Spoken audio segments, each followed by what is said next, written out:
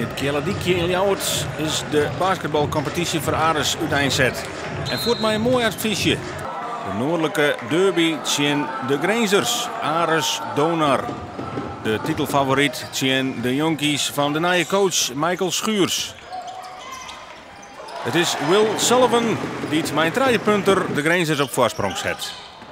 Maar daarna slaagt het echt net alles bij Donar. De dunk gaat mis. En het is Ares wat oernemen kan.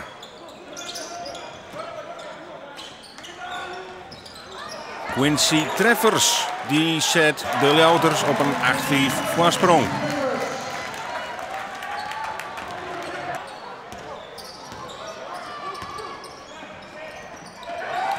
En het rent. Want Joshua Heat die is heel actief. Met 2 scores tilt hij het verschil naar 4-9. En aan het eind van de eerste kwart is de voorsprong daar van Ares. Ares had 1 puntje voorsprong in het tweede kwart. En daar is het Joshua Heat die het weer trefzeker is. Maar dan is het toch even een paar keer wat minder aan de kant van de Ljouwerters. Balverlies en dan dierlijke uitbraken. Hier is het Ros Bekkering die het verschil weer in het voordeel tilt van de Grenzers. 20-23. En het kan heel goed gaan, want Will Sullivan is er verantwoordelijk voor met 2 punten op Riegen dat Donar zo'n punten voorsprong neemt. Maar onder 1, dan komen de jonkies in beeld. Bij Ares een soort jonge spelers, onder meer deze Jelmer Visser krijgt Njontje hier. 2,5 meter en hij is trefzeker van achter de truipuntlijn. 23-27. En aan het eind van dat tweede kwart meer mooie acties. Hier het blok van Tom Aerts. Kijk nog maar 20 hier. En dus balbezit voor Ares. Dat wordt heel goed uitspelen. En daarmee er hetzelfde aan meidje Tom Aerts. 29 gelijk.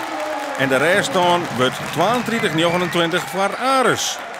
Toch een lichtelijke verrassing, mij we wel stellen. Donar komt volledig uit de startblokken. En zal in de tweede kwart een runmeidje van 18-1. En Ares komt op grote achterstaan. Punten roegelen er achter elkaar in. Jannik Franke.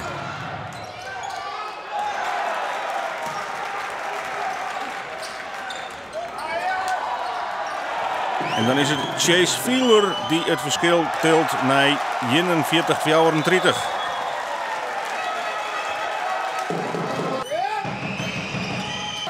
En dan is er nog eens een keer een actie oerhinnen van Jannik Franke. Die het verschil naar maximaal 12 punten maakt. In het vierde kwart maakt Ares een achterstand van 10 punten goed meidje. En beetje bij beetje sloept de ploeg dichterbij.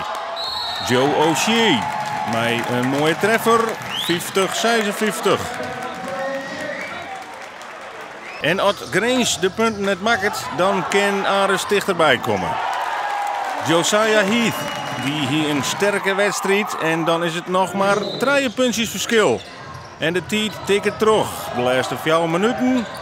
En het is dan dat oude jonkie in die ploeg Enzo Zwart met een buzzerbeater.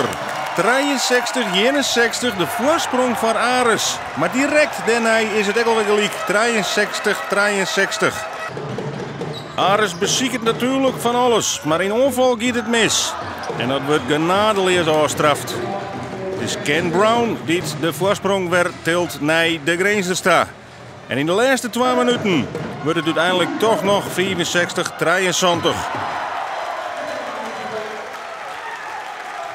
Ares verliest van titelkandidaat Grange, maar had heel goed partij jongen. En vooral het herstel in het vierde kwart weer heel sterk.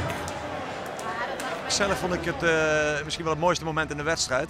De mentale veerkracht die we daar toonden. Zij zetten ons echt onder druk en we leidden een paar keer balverlies, in heel knullig balverlies, waar zij maximaal van profiteerden. En eigenlijk plaatsten ze in de derde kwart ze 1 run, maar daarna was het niet klaar.